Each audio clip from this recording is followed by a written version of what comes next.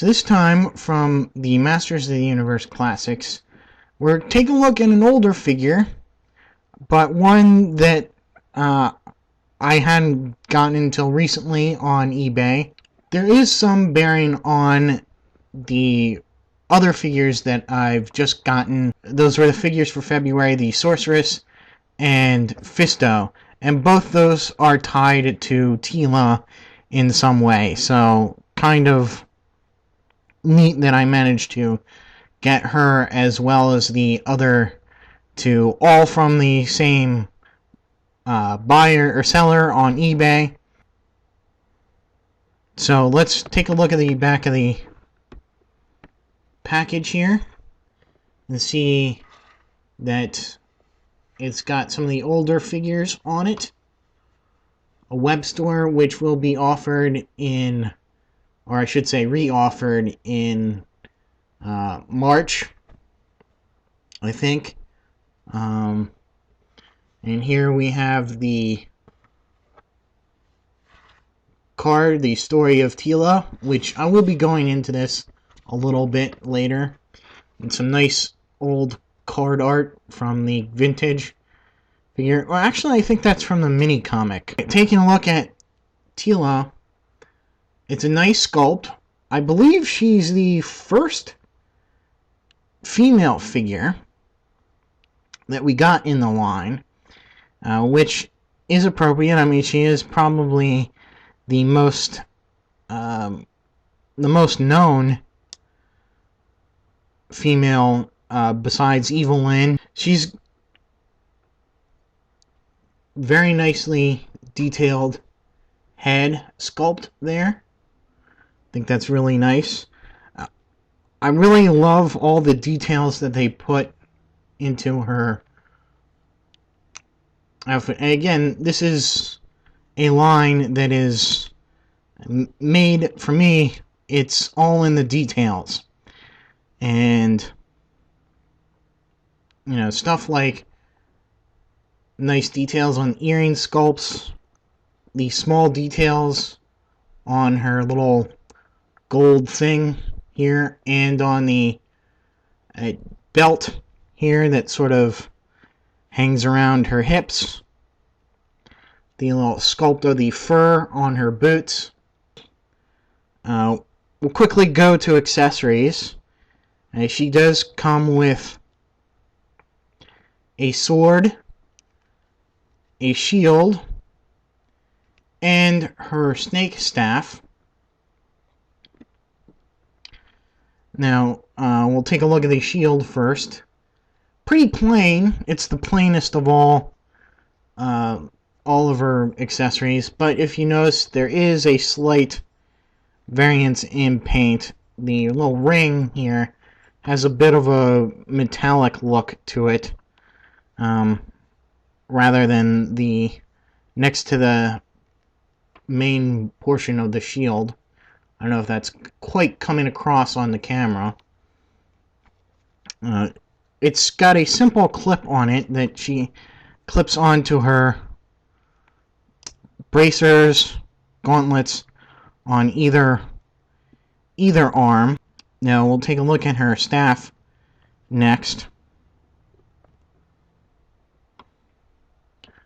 Her staff is very nicely detailed into this cobra snake design, and it's painted in gold and brown, rusty brown, and you can see that it is curved, and that's not because of a packaging error or something that happened to the staff. It's meant to be curved because it is a snake, and it just adds to that snake-like look of the staff. Now, taking a look at her sword, very nicely detailed. Again, got that gold and maroon, rusty brownish type paint on it. Very nice. And if you notice, it is kind of got the same scheme here with the leaves on here. You see the 1, 2, 3 leaves on that, tie into the leaves on this 1, 2, 3, as with the design on her you know what's there, sort of ties into the design on the sword. I like that. The one thing that is missing is would have been neat if they had included a little place maybe to store the sword in the back here, or somewhere. That would have been really cool. Now, she does come with a few other things. A Zoar, just plain unarmored this time, and all orange. You'll see later when I review the Sorceress how that Zor has more Filmation colors, while this has, I think, more along the lines of the Zoar toy. You'll see that I'll probably take the armor off of that Zor and put it on this one. So we'll have this as the bird Zoar, and we'll have the other bird will be the hawk version of the Sorceress. To be more like the actual vintage figure, they've included another head and a snake headpiece here, as you can see in the background.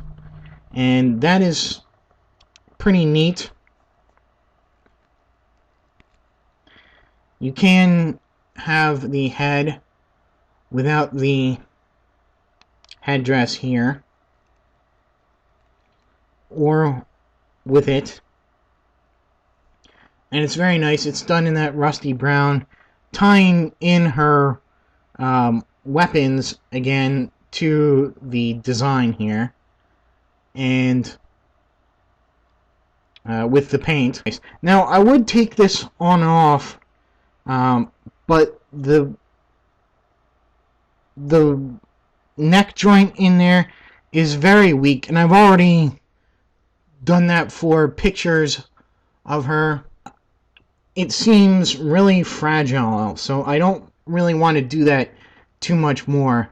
So you will see pics of that at the end to see what she looks like. Paint-wise, there's not much to complain about. I mean, there are a little bit of misses and messes on the little details of the gold pieces here on several places, but for the most part, there's nothing really that stands out, which is good. They did a really good job.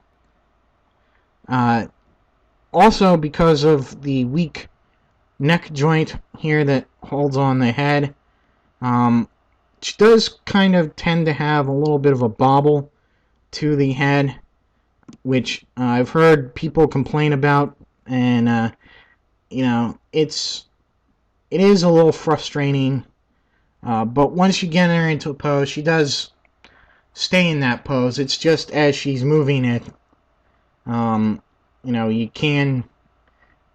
it's just very weird when you move it.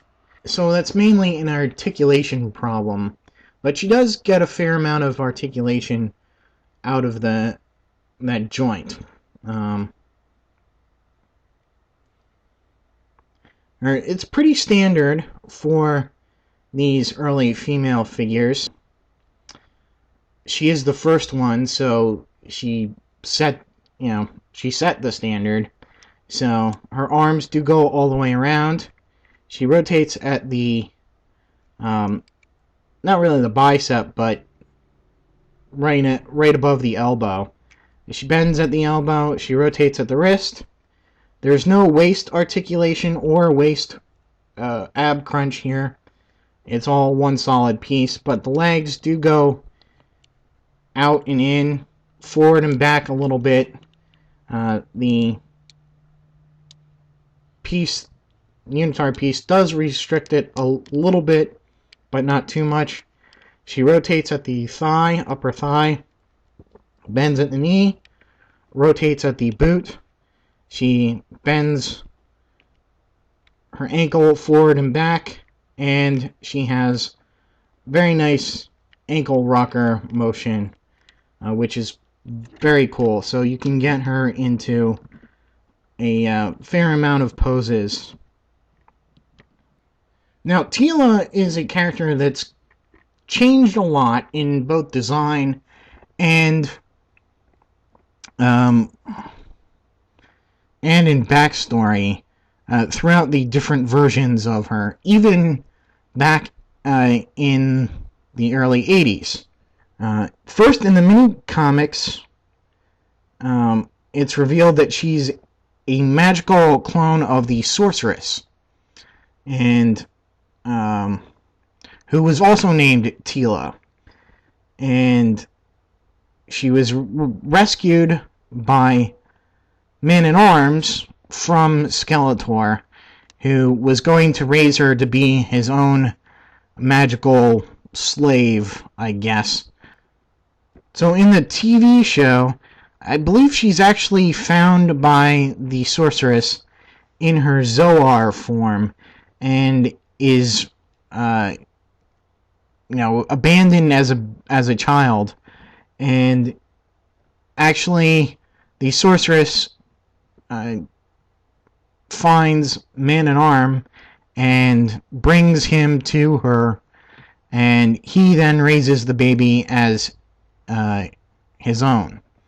And so there's not much given in the way of her actual origin.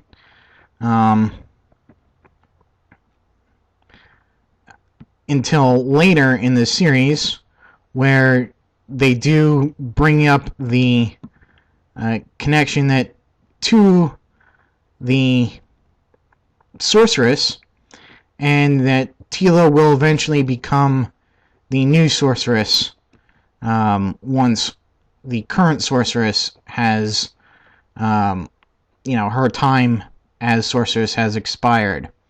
And there is some connection there.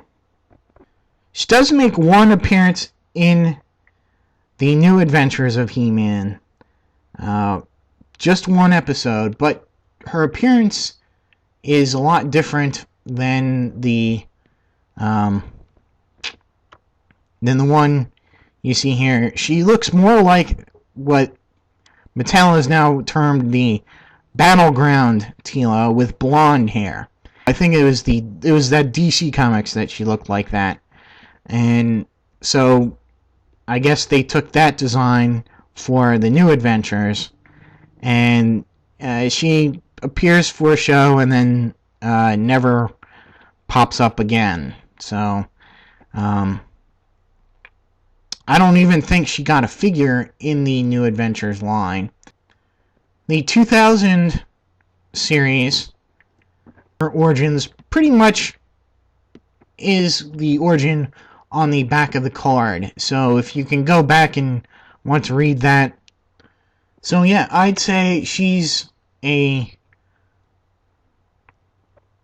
must-have character.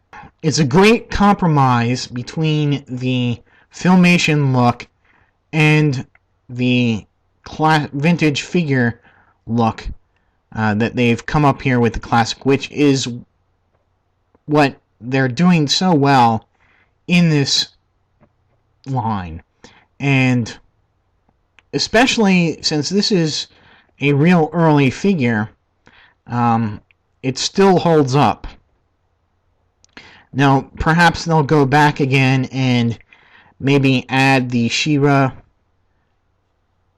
Since they've done She-Ra differently, maybe they'll do her differently. I don't know. But she is pretty hard to find. You can still find her on eBay, which is, again, where I found her. But MattyCollector.com, I think she's popped up on their special sales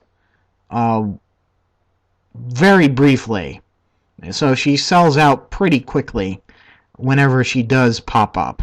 And they don't really advertise her being there. And, I missed out on her a couple of times on the site. I think many people have. But, so your best bet is probably eBay or Amazon or somewhere in the secondary market if you are looking for Teela. Maybe you're lucky and you're there at the Matty Collector store, MattyCollector.com store, and she's offered. If you don't have her and you are there, I suggest you grab her because she won't stick around too long. And she's really, out of all the characters, the only one that really needed a reissue that they haven't done. So, I guess that'll be it for Teela. Stick around for the other reviews of The Sorceress and Fisto, the February 2012 figures. And until my next video, I'll see you.